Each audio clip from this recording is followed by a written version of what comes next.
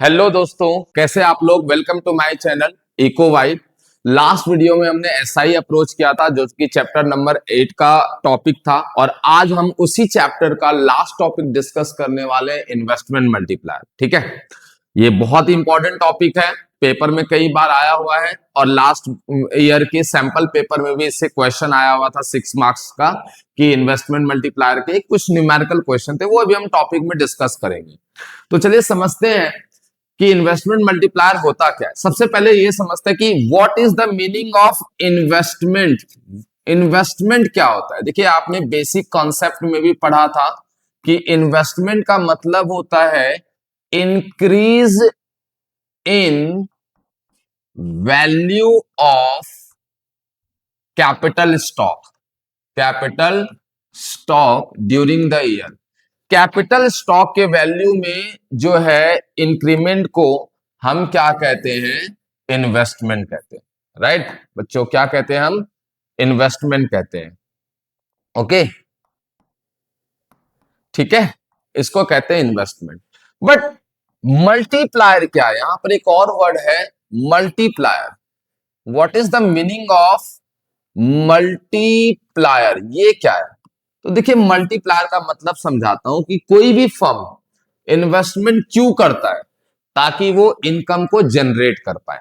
Right, मान लिया कि एक फर्म ने जो इन्वेस्टमेंट किया है, डेल्टा इंक्रीज इन इन्वेस्टमेंट जो है, ठीक है, वो है 100 सीआर, 100 करोड़ रुपए का उसने इन्वेस्टमेंट किया। यहां पर जो डेल्टा है वो आपका चेंज है और आई स्टैंड्स फॉर इन्वेस्टमेंट। तो इंक्रीज इन इन्वेस्टमेंट 100 करोड़ रुपए। राइट, अब इन्वेस्टमेंट इंक्रीज होगा तो ऑब्वियस सी बात है, फर्म क्यों इन्वेस्टमेंट इंक्रीज कर रहा है, प्रोडक्शन को बढ़ाने के लिए। तो प्रोडक्शन इंक्रीज होगा, चेंज इन प्रोडक्शन, आउटपुट। ठीक है, आउटपुट इंक्रीज होगा। राइट, प्रोडक्शन को हम क्या कहते हैं, आउटपुट। आउटपुट इंक्रीज होगा तो हमने पहले भी पढ़ा है क्या इंक्रीज होगा, एम्प्लॉयमेंट इंक्रीज होगा। ठीक है, एम्प्लॉयमेंट इंक्रीज होगा तो क्या इंक्रीज होगा, इनकम इंक्रीज होगा। ठीक है, राइट। तो आप ये देखिए कि अगर ये 100 करोड़ रुपए का इनिशियल इन्वेस्टमेंट है तो इस प्रोसेस तक आते आते इनकम जो इंक्रीज हुआ है वो 400 करोड़ रुपए का हो गया है, 400 सीआर का हो गया है। सपोज कैसे हुआ वो हम पढ़ेंगे। तो आप देखिए कि 100 करोड़ कितने रुपए हो गए, 400 करोड़। कितना मल्टीपल्स टाइम हो गया, 4 टाइम्स। इनकम जो हमारा मल्टीप्लाई हो गया वो कितना मल्टीपल्स हो गया, 4 टाइम्स। तो इसे कहते हैं मल्टीप्लायर। क्या कहते हैं बच्चों, मल्टीप्लायर। और ये किसके कारण हुआ, इन्वेस्टमेंट को इंक्रीज करने के कारण। तो इसीलिए इसको कहते हैं इन्वेस्टमेंट मल्टीप्लायर। आप अभी 12th में हैं, आप इन्वेस्टमेंट मल्टीप्लायर पढ़ रहे हैं। जब आप ग्रेजुएशन में जाएंगे मैक्रो इकोनॉमिक्स में टैक्स मल्टीप्लायर होता है, गवर्नमेंट एक्सपेंडिचर मल्टीप्लायर होता है, बहुत सारी चीजें होती है। तो इन्वेस्टमेंट इंक्रीज होने के कारण आपका जो इनकम है वो 4 टाइम्स जो है इंक्रीज हो गया है। तो that is called investment multiplier. तो वी कैन से दैट कि जो इन्वेस्टमेंट मल्टीप्लायर होता है विच इज डिनोटेड बाय के। किससे डिनोट करते हैं हम, के से डिनोट करते हैं इन्वेस्टमेंट मल्टीप्लायर को। इन्वेस्टमेंट मल्टीप्लायर को हम किससे डिनोट करते हैं, के से डिनोट करते हैं। तो ये हमने क्या पढ़ा, देखिए कि आपका जो इनकम इंक्रीज हुआ है वो 400 हो गया है और हमने जो इन्वेस्टमेंट इंक्रीज किया था वो 100 किया था। तो 400 अपॉन 100 कितना आ रहा है, 4। तो इट मींस इन्वेस्टमेंट मल्टीप्लायर जो होता है बच्चों वो होता है आपका इंक्रीज इन नेशनल इनकम और we can say change in national income. ठीक है, चेंज इन नेशनल इनकम जिसे हम डेल्टा वाई कहेंगे upon change in investment. Change in investment जिसे हम डेल्टा क्या कहेंगे, आई कहेंगे। तो देयरफॉर के इक्वल्स टू होता है delta Y upon delta I. This is the formula of investment multiplier. Right, अगर मान लीजिए कि इन्वेस्टमेंट इंक्रीज हुआ है 250 सीआर से, राइट, और हमारा इनकम जो इंक्रीज हो गया है वो 1000 CR से हो गया है, तो therefore K equals to कितना हो गया, 4 टाइम्स। हम मल्टीप्लायर को किस में शो करते हैं, टाइम्स में शो करते हैं। अरे बात समझ में। अब देखिए कि मल्टीप्लायर के और भी फॉर्मूले हैं जो हम एक प्रोसेस से डिराइव करेंगे। कैसे डिराइव करेंगे, ध्यान से समझो बच्चों। As we know that at equilibrium level of income, देखिए कैसे डिराइव करेंगे, समझिए। इक्विलिब्रियम पर जब हमारी इकोनॉमी इक्विलिब्रियम में होती है तो इसका मतलब एडी किसके इक्वल होता है, एएस के इक्वल होता है। ये हम सब जानते हैं, हमने लास्ट वीडियो में पढ़ा भी है। अब एडी का फॉर्मूला होता है सी प्लस आई और एएस का फॉर्मूला होता है वाई। जब लोगों की इनकम में चेंज होगा, इनकम चेंज होगा तो 200% है कि कंजम्पशन भी चेंज होगा और इन्वेस्टमेंट भी चेंज होगा। समझिएगा ध्यान से, ठीक है। अगर हम डेल्टा वाई से डिवाइड कर दे दोनों साइड तो delta C upon delta Y हो जाएगा, delta I upon delta Y हो जाएगा और delta Y upon delta I हो जाएगा, right. Delta C upon delta Y को एमपीसी कहते हैं और हम इसे delta I upon delta Y को, ध्यान से समझिएगा बच्चे, we can write as delta Y upon delta I reciprocal. हमने क्या किया, रिवर्स कर दिया, reciprocal of delta Y upon delta आई, और ये आपका क्या हो गया, 1 हो गया। समझिएगा ध्यान से, दिस इज एमपीसी। एमपीसी को प्लस को इधर ले आऊं तो ये हो जाएगा 1 माइनस एमपीसी, ठीक है। और यहां पर 1 अपॉन क्या बचेगा, delta Y upon delta I, जो कि किसके इक्वल होता है, अभी हमने पढ़ा delta Y upon delta I किसके इक्वल होता है, के इक्वल होता है। तो यहां पर हो जाएगा के, ठीक है। अब क्या है कि मैं इस पूरे आइटम को इधर उठा के ले आऊं तो 1 अपॉन 1 माइनस एमपीसी होगा और यहां पर होगा के, तो therefore K equals to 1 upon 1 minus MPC, ये भी फॉर्मूला होता है। और 1 minus MPC equals to MPS होता है, तो के इक्वल्स टू एमपीएस, ये भी फॉर्मूला होता है बच्चों। तो के मल्टीप्लायर के 3 फॉर्मूले हैं, delta Y upon delta I, 1 upon 1 minus MPC और 1 अपॉन एमपीएस। अब देखिए इससे प्रैक्टिकल न्यूमेरिकल क्वेश्चन कैसे आता है मैं आपको बता दूं। जैसे कि C इक्वल्स टू दे रखा है 40 प्लस 0.6y, तो आपको कह रहा है K निकालो। तो वी नो डैट कि C इक्वल्स टू होता है C बार प्लस बी वाई, तो यहां पर 0.6 क्या है हमारा, B है, तो मतलब एमपीसी दे रखा है 0.6, तो K का फॉर्मूला 1 अपॉन 1 माइनस एमपीसी होता है, 1 अपॉन 1 माइनस 0.6, 1 अपॉन 0.4, पॉइंट हटेगा 10, तो 2 पॉइंट कितना आ गया, 5 टाइम्स हो गया। तो एक तो क्वेश्चन बहुत सिंपल ऐसा आता है। दूसरा क्वेश्चन ऐसा आता है, एस इक्वल टू दे रखा है -120 प्लस 0.4 वाई और डेल्टा इंक्रीज इन इनकम दे रखा है आपका 2000 CR। तो आपसे पूछ रहा है कि भाई increase in national income calculate करो। तो जब ऐसा क्वेश्चन आए तो आप सब जानते हैं कि भाई डेल्टा आई और डेल्टा वाई वाई वाला कॉन्सेप्ट मल्टीप्लायर में है।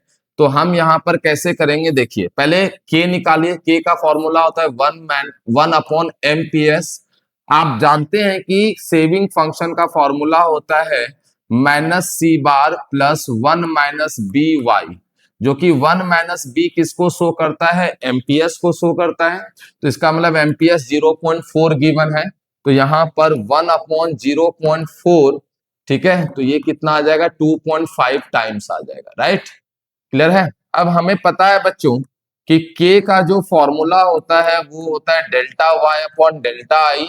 के दे रखा है 2.5, डेल्टा वाई का वैल्यू दे रखा है 2000, राइट। डेल्टा आई निकालना है तो यहाँ पर डेल्टा आई कितना हो जाएगा, 2000 डिवाइड बाय 2.5, पॉइंट हटा दो, ऊपर जीरो हो जाएगा, 25 8 जा 200, ठीक है। तो डेल्टा आई कितना हो जाएगा, 800 CR। तो इस तरीके से आप जो है डेल्टा आई या डेल्टा वाई की भी वैल्यू कैलकुलेट कर सकते हैं। तो ऐसे क्वेश्चंस जो है आपके न्यूमेरिकल बोर्ड में आता है, 3 नंबर का, 4 नंबर का, इस तरीके से। अब जो लास्ट इसका जो नेक्स्ट टॉपिक है वो है वर्किंग ऑफ मल्टीप्लायर।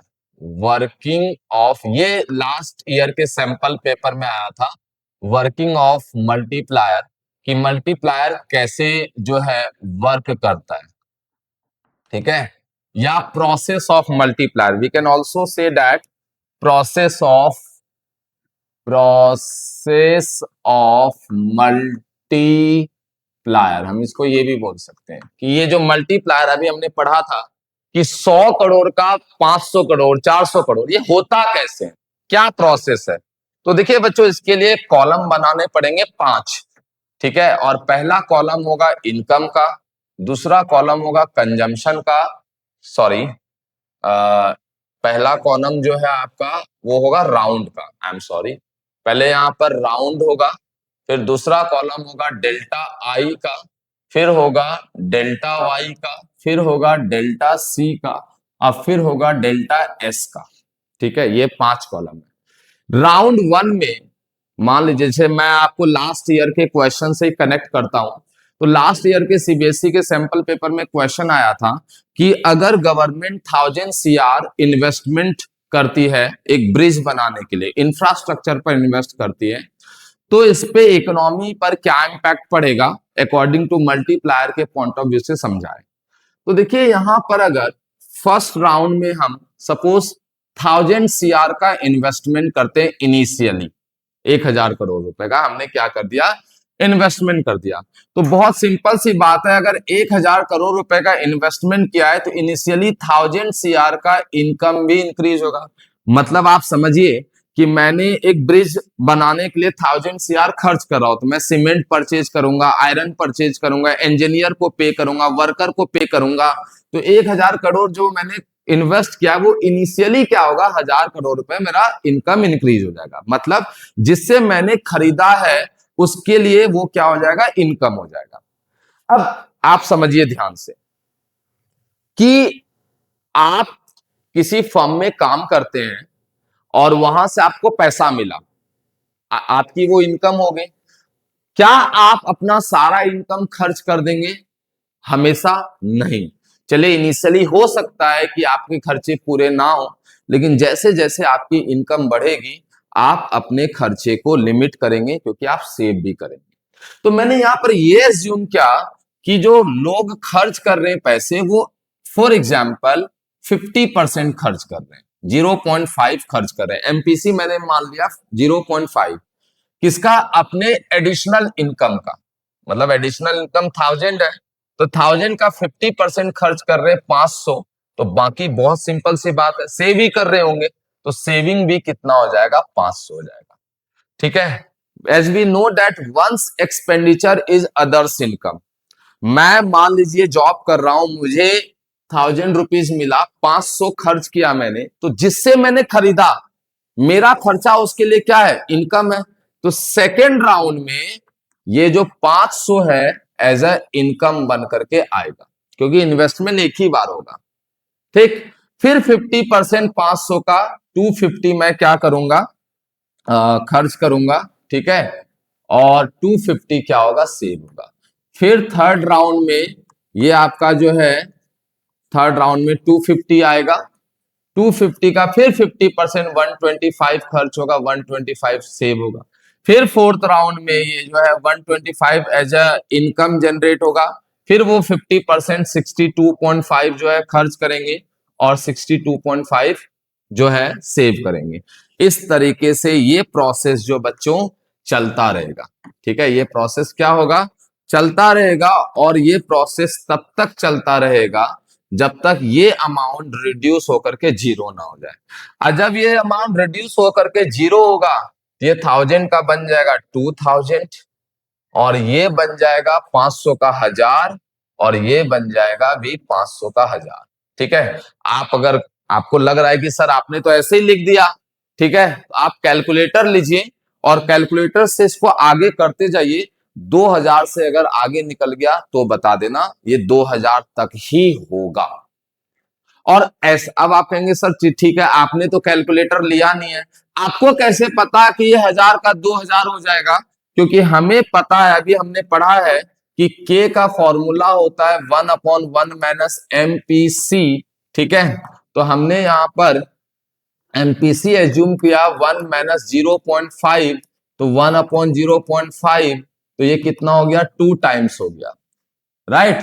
तो इसीलिए हमें पता चल गया कि ये जो बढ़ेगा ये 2 टाइम्स इंक्रीज होगा, तो 1000 का कितना हो जाएगा, 2000, 500 का कितना हो जाएगा, 1000, और ये भी 500 का कितना हो जाएगा, 1000।